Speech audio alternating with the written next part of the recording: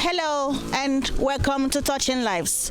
My name is Ijoma Obiajunwa Ajama. I am your host on this program. We are here in the rural community of Karishi within the FCT. We are here to do a sensitization program as well as find out how ready and willing they are to drive the SDGs to their communities. And we would also like to know if they are willing, if they are interested in holding their leaders accountable.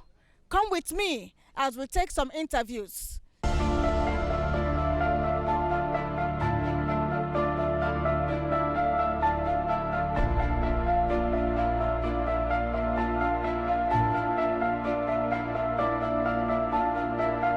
This sensitization program like this is coming to this community. Soon the goals go SDGs ended in 2015, and in 2015 the SDGs came into being. SDGs, I know, with prayers and all that, with conviction and all that, I want to believe that maybe you achieve your goal through provision of all those things. So people, you know that something is not really taking place. We need the government to really come to this place. We need the SDPs to come and take and really come and help us in this place. Welcome to today's episode of Touching Lives.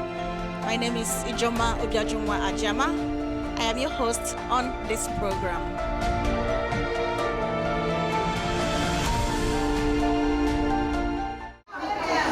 We paid a visit to Karishi Primary Health Care Center to see how they've been able to serve the people of Karishi.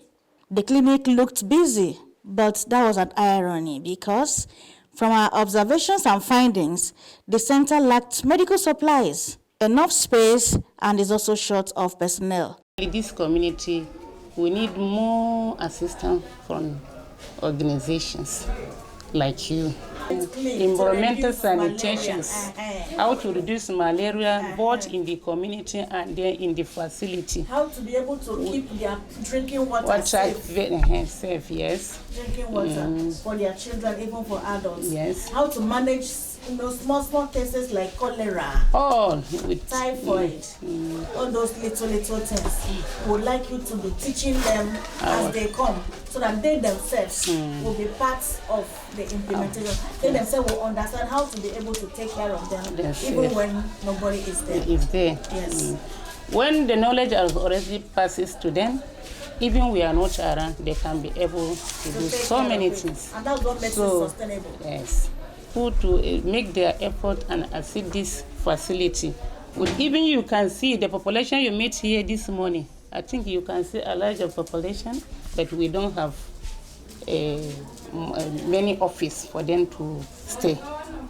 Unlike the video you are seeing there is one of the community people that volunteer to build that place for us. It's only 2 offices he built for us. So as you people are around, we need something like that. You can expand this facility, expand it for us, and then also provide us with drugs, and also provide us with all this. You are saying we should do sanitation.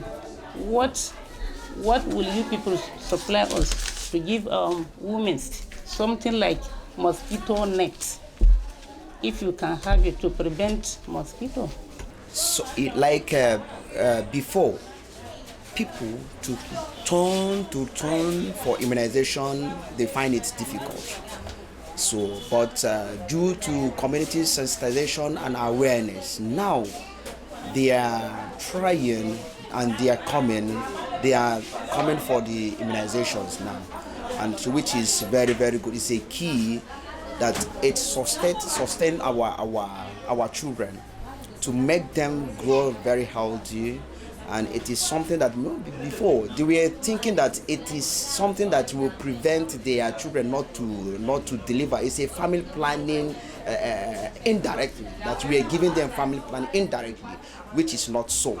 But due to community awareness, now they are turning up. They are turning up for the immunization. Gaskiya ma'aikata sun karu. Ma'aikata sun karu yanzu nan, kuma ana kula da mutane. Duk sanda mutum ya zo nan bai da lafiya, ba a kai ana yawan je ana duba mutum gaskiya ana kula da mutum yadda ya kamata don ko da ni kai na bana kula da wannan asibiti amma yanzu ni ma na ji daɗin asibitin nan ana kula da mutane inda ya kamata. Na zo yin test ne kuma na riga na gama test dina an ban result dina na duba na gan ban da wani matsala abin da nake tsoro a kan shi kuma ba shi ne ba saboda haka komi normal. The management engaged the services of volunteers to cover up for the short supply of medical staff, which the authorities has been unable to provide for them. Now, the few staff available at the healthcare facility complained of working overtime more than they should, and they also work in an environment that is not conducive. A lot. We are working harder in this facility. As you are here, you can see what we are doing. Since you come, patients have been mingling, entering, we ask them to wait. And most of our workers here, they are volunteers.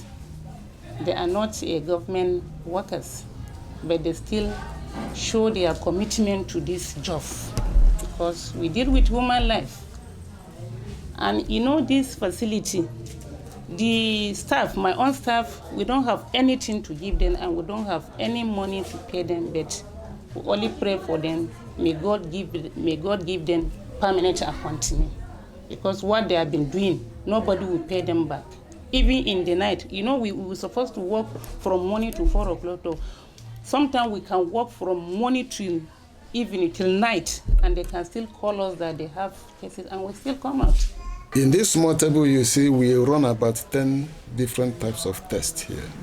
And that is a stress for us. Because of this small accommodation, no helper is coming. I'm a scientist of my age. I'm the person that does the collection of sample, recording of patient's name and everything. I am the person to process as you people see me processing. I'm running about 3 tests now in one patient before you people came in.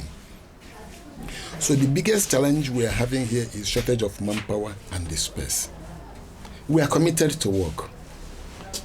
And because of the shortage of manpower, instead of doing shifting now, we are compelled to be here from morning till night. After our time at the health center, my team and I decided to visit the host community and see for ourselves if their future is as dim as the health center in the community. A lot of the community members lamented about the poor state of the roads. Our team also witnessed the deplorable state of the roads as we try to navigate our way through the community. Can you tell us, have you heard about the SDGs? No. You have not heard about it? I have not heard about it. Okay, that is why we came, because we want to bring it to your doorsteps. We want everybody to know about the SDGs, because everybody is supposed to be part of the implementation. So you have that, you need the government to solve for you. Yeah, the only problem we want is that it's access of road. We don't have this issue of road from Kubo that Apple that linked to this Karishi. There's almost 6 years now the road has not been finished. So we want the government should try as fast as possible to finish with this road so that the addition of holders should reduce. Do you know your senator or your House of Rep member? Yes, our senator is Philip Aduda. I know him. Okay. So what would you like him to do for you in this your community? Because this video, you are going to get to watch this video. That is what I'm saying in our community. That the most important thing is this as a road. That's not our main problem in Karishi presently. Because there's many contracts that are going on, but our main problem here is the road. From Apo linked to Karishi. Then from Karishi to Nasarawa. Because we have food are coming from Nasarawa to Abuja. And there's no access road. How do you drink water here? We normally go to Bos and be buying water there. And people that are selling, we don't have this, the only one that we have before. And it has been spoiled since. And it has been made by Fadama project. Okay, so now, in this era of the SDGs, what exactly would you want to see transformed? How do you want to see this part transformed? What is your plan? Our plan we want so that we'll make some shops, very portable shops, and we'll tie this place so that at any time this place should be tied. Even there's a rainfall, we don't want to see any detail, all this kind of thing. If government can do it for us, tide it for us, to make it in a standard way, like long journey. Even if you come in midnight, you know how you can have a place and park till tomorrow, you carry your properties and move. But if you look at how it is now, there's no fence, nothing has been done. We will comply with this, but nothing has been done, so we have nothing to do. Potable water in this park, and the park should be built to international standards, so that if any person who come to Karishi to visit Karishi, this is the first point. When you are coming to Karishi and I'm going to drop you, this is the park you will first come down, before you now say where is the chief house, where is any other place. So the most important thing that the government should consider about this community is the park. Let them have a standard park. This tank you are seeing, it was established by Developmental. So they built it purposely because of fish bond here. Along the line, the tank is not, the Fadama is not functioning again.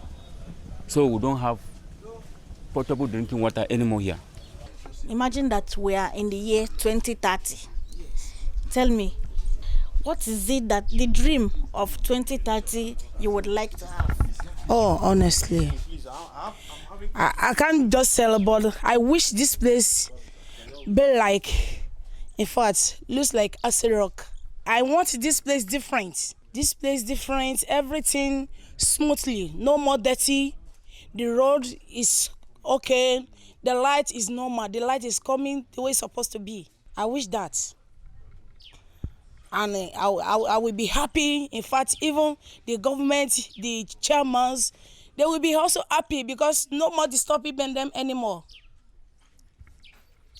And business moving, you know, if area is like this, no more business. There's no business. Business are not moving. We are just struggling every day. Things are not going well. So we played, please, if you can help us at least in one way or the other to make Karishi at least like a place of what they call that place in the Bible, paradise. We will be happy, and then everything will go smoothly. Have you heard about the United Nations Sustainable Development? I've heard about it before, and I'm really impressed about all they have been doing. And I want them to do more concerning the welfare of the people in this environment. Let them consider the people at the rural area. Look at our road. This is part of Abuja, but imagine the road we are staying. We saw each electoral process comes. Each time it comes, they will come and give us promises, which they never fulfill. Unlike other developers that we do hear about, people come to contest for election when they are maybe philanthropists. People that know they do something for the society before they will come and they vote them in. But on our side, they call money politics, which they never care. All they want is their pocket, to give line to their pocket. Our electric problem, they call it shifting. We will have light today, tomorrow we will not have light. We have sometime for a stretch of a week or more, we will not have light, and we keep paying NEPA bills. They call it NEPA bill here. We keep paying it day in, day out. They will come and disturb us. So in short, we are fed up with this society. Even not because of the grace of God, in some underdeveloped countries, this can result to riot. In the Arab Spring, something like this comes and people went IY and people start killing each other. But because of God's grace that have been guiding us, we have been living peacefully with ourselves. So I join you people to help us talk to the government. Have you heard about the SDGs? I've heard about it. Unlike MDGs, I've heard about MDGs. I've also heard about SDGs too. Unlike the MDGs that I know before, they will actually try to drive at 100%, but they are unable. I think there are a few things that one can feel and see, but they are not enough. But the SDGs I know, with prayers and all that, with conviction and all that, I want to believe that maybe you achieve your goal through provision of all those things that people will promise. But at times they will promise and they are not on ground, they are not feasible, they are not easily accessible, unlike before that we felt. I'm into farm production. I produce animals and for human consumption, and also eggs too, a poultry area to be per se. And some of the fun that we heard on media and all that, it's not easily accessible. Hear it on televisions and all that, it's not easily accessible. When projects are given out, the implementation process is nothing to write home about. You don't know how it is done, and before you know, everything is on papers or media that it has been executed. But the people that bear the burden, we the rural people that bear the burden here, we don't access all these facilities, all these amenities. People are there for hospital, no money to treat them. People who they go back to farm. Where fertilizer, where money for to buy this what did they call them? Medicine for putting for farm. No money, no work, no business. Seafood we cook since morning now, no markets. Residents generally complained of the lack of basic amenities in the community, including power supply, potable drinking water, as well as roads. They expressed fears that continuous erosion may pose a threat to the community.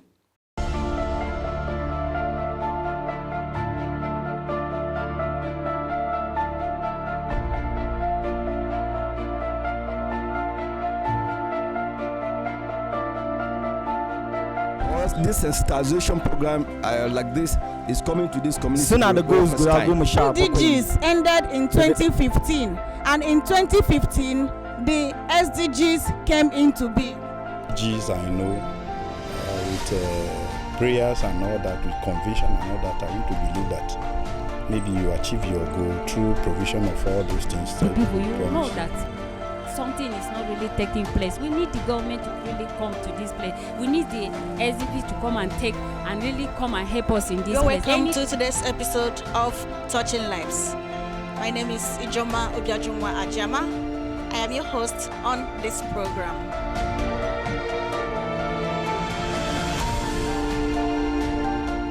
Today we took a tour to the rural community of Karishi in the FCT. You have heard their testimonies, you have heard their cries, you have heard their pleas. And so we would like to say, as the United Nations has said, leave no one behind. And everybody is supposed to be part of the implementation of the United Nations Sustainable Development Goals. And so whatever you can do to help these people in this community, whether as an individual, as an organization, as a corporate entity, as an agency, as governments, please, you need to come to the aid of these people. The aim of this program is to ensure that people around these community areas understand what we mean by the United Nations Sustainable Development Goals, and they are not left behind. They are being carried along, and that Agenda 2030 is going to be a success. Thank you. I remain Ijoma Obiajunwa Ajama.